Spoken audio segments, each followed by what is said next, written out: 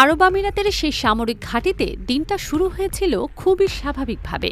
সকালের আকাশ ছিল পরিষ্কার। ঘাঁটির ভেতরে আমেরিকার একটি B-2 বোমারু বিমান পার্ক করা ছিল।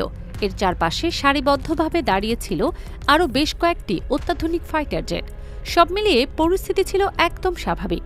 কিন্তু কে জানত যে আগামী কয়েক ঘন্টার মধ্যে পুরো পরিস্থিতি মাথায় উঠবে। সেদিন বিকেলের দিকে হঠাৎ করেই সবকিছু বদলে যেতে শুরু করে। ঘাটির ভেতরে থাকা এক পাইলটের মোবাইলে জরুরি কল আসে। ফোনের ওপাশ থেকে তাকে জানানো হয় মাত্র 2 মিনিটের মধ্যে B-2 বোমারু বিমানটি সরিয়ে ফেলতে হবে। এত বিশাল আকারের একটি বোমারু বিমানকে এত অল্প সময়ের মধ্যে প্রস্তুত করে আকাশে তোলা মোটেও সহজ কাজ না। সাধারণত এ ধরনের বিমান রেডি করতে অন্তত 15 থেকে 20 মিনিট সময় লাগে। কিন্তু এবারের পরিস্থিতি ছিল একদম আলাদা। পাইলট বুঝতে পারেন যে বিষয়টা সিরিয়াস। আমিরাতের রাডার কন্ট্রোল রুম থেকে জানানো হয়েছিল যে পশ্চিম ও উত্তর দিকের আকাশে কয়েকটি অচেনা ড্রোন শনাক্ত হয়েছে। সে ড্রোনগুলো খুব দ্রুতগতিতে ঘাটের দিকে এগিয়ে আসছিল। প্রথম দিকে তথ্য ছিল মাত্র 2টি ড্রোন, কিন্তু পরবর্তী রাডার স্ক্যানে দেখা যায় আরও বেশ কয়েকটি ড্রোন আসছে। এই তথ্য পাওয়ার পরপরই পুরো সামরিক ঘাঁটিতে জরুরি অবস্থা জারি করা হয়।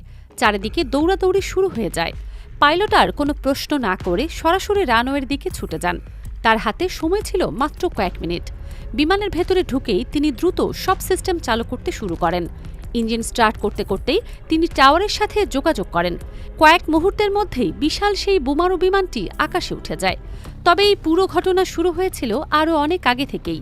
সেদিন সকালে ইরানের বুশেহর এয়ারবেসের রাডার কন্ট্রোল রুমে কিছু অস্বাভাবিক সংকেত ধরা পড়ে। তাদের স্ক্রিনে দেখা যাচ্ছিল 2টি বড় আকারের যুদ্ধ জাহাজ তাদের সামুদ্রিক সীমার একদম কাছাকাছি পজিশন নিচ্ছে। প্রথমে নিশ্চিত হওয়া যায়নি যে এই জাহাজগুলো কোন দেশের, কারণ আন্তর্জাতিক জলসীমায় বিভিন্ন দেশের নৌবাহিনীর জাহাজ চলাচল করে থাকে। এটা খুবই স্বাভাবিক ঘটনা। কিন্তু ইরানের সমুদ্র অঞ্চলে লাগানো বিভিন্ন সেন্সর এবং নজরদারি ব্যবস্থার মাধ্যমে পরে নিশ্চিত হওয়া যায় যে এগুলো আমেরিকার যুদ্ধ জাহাজ। শুধু তাই নয়, এই জাহাজগুলোর ঠিক উপরে আকাশে 2টি ফাইটার জেট টহল দিচ্ছিল। রাডার অপারেটররা যখন সেই বিমানগুলো জুম করে দেখেন, তখন তারা চিনতে পারেন যে সেগুলো F-22 র্যাপ্টর। এই যুদ্ধ বিমানগুলোকে বিশ্বের অন্যতম উন্নত ফাইটার জেট হিসেবে গণ্য করা হয়। স্টেলথ প্রযুক্তিতে তৈরি এই বিমানগুলো রাডারেও সহজে ধরা পড়ে না। মধ্যপ্রাচ্যের তৎকালীন পরিস্থিতি বিবেচনা করে ইরান আগে থেকেই অনেক সতর্ক ছিল। তাদের বেশ কয়েকটি সামরিক স্থাপনা আগে থেকেই কিছুটা ক্ষতিগ্রস্ত হয়েছিল। কিছু এয়ার ডিফেন্স ইউনিটও নষ্ট হয়ে গিয়েছিল। এই কারণে ইরানের সামরিক বাহিনী সর্বোচ্চ সতর্ক অবস্থায় কাজ করছিল। রাডার কন্ট্রোল রুম থেকে বারবার চেষ্টা করা হয় সেই যুদ্ধ জাহাজগুলোর সাথে যোগাযোগ করার। তাদের বলা হয় আন্তর্জাতিক সীমা অতিক্রম না করতে এবং নিজেদের পরিচয় জানাতে, কিন্তু কোনো জবাব আসেনি। জাহাজগুলো অবশ্য আন্তর্জাতিক জলসীমা অতিক্রম করেনি, কিন্তু আকাশে টহলরত ফাইটার জেটগুলো ইরানের আকাশ সীমার অনেক কাছাকাছি এসে যায়। ইরান এই পরিস্থিতিকে হালকাভাবে নেয়নি। তখনকার সময়ে মধ্যপ্রাচ্যের পরিস্থিতি অনেক জটিল ছিল। যে কোনো ছোট ঘটনাও বড় সংঘর্ষে পরিণত হতে পারত। ইরান সিদ্ধান্ত নেয় তাদের পুরনো সিরিজের F-4 টমক্যাট যুদ্ধ বিমান আকাশে পাঠানোর। এই বিমানগুলো দীর্ঘ সময় ধরে ইরান ব্যবহার করছে। যদিও প্রযুক্তিগতভাবে এগুলো আধুনিক যুদ্ধ বিমানের তুলনায় অনেক পুরনো। ইরানের পাইলটরা মূলত সতর্ক সংকেত দিতে চেয়েছিল।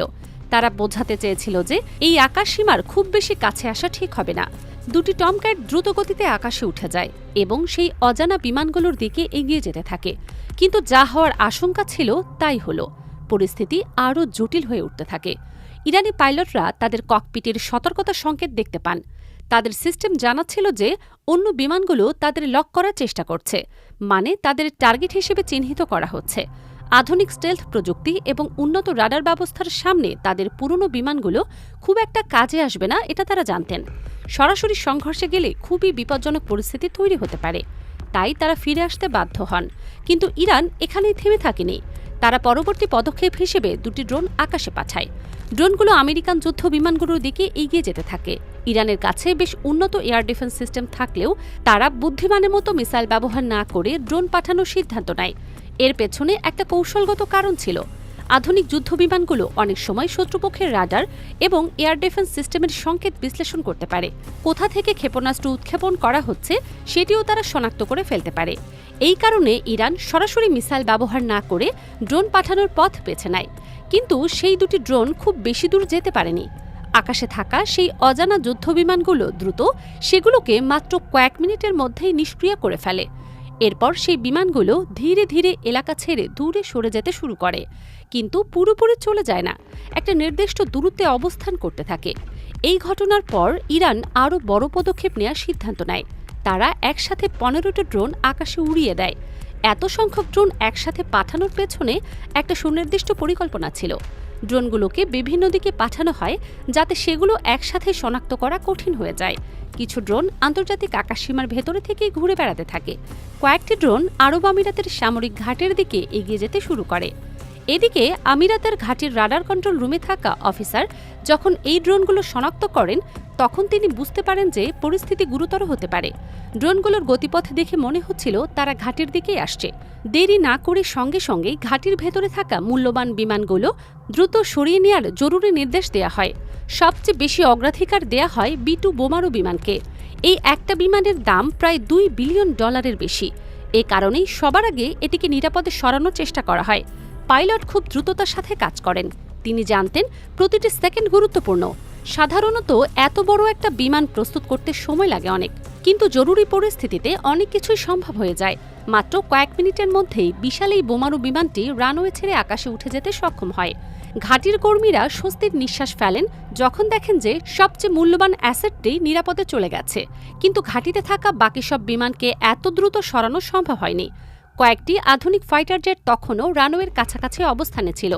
পরিস্থিতি এত দ্রুত বদলে যায় যে সেগুলো নিরাপদে সরিয়ে নেওয়ার পর্যাপ্ত সুযোগ পাওয়া যায়নি। গ্রাউন্ড ক্রুরা যথাযথ চেষ্টা করছিল, কিন্তু একটা আধুনিক ফাইটার জেট রেডি করতেও অন্তত 10 থেকে 15 মিনিট সময় লাগে। চেকলিস্ট ফলো করতে হয়, সিস্টেম চালু করতে হয়। এত কিছু করার মতো সময় হাতে ছিল না। ড্রোনগুলো দ্রুত কাছে চলে আসছিল। কন্ট্রোল রুমের স্ক্রিনে দেখা যাচ্ছিল তারা মাত্র কয়েক কিলোমিটার দূরে।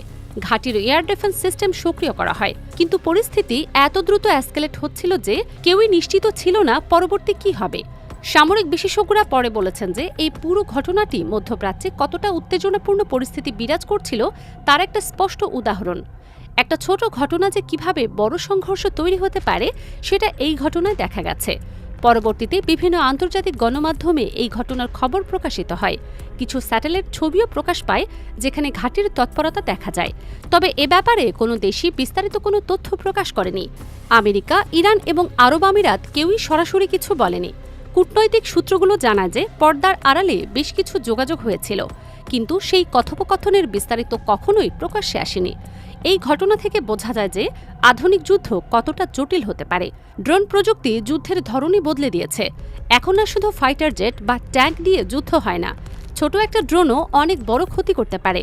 আর এ কারণেই সব দেশই এখন ড্রোন প্রযুক্তিতে বিনিয়োগ করছে।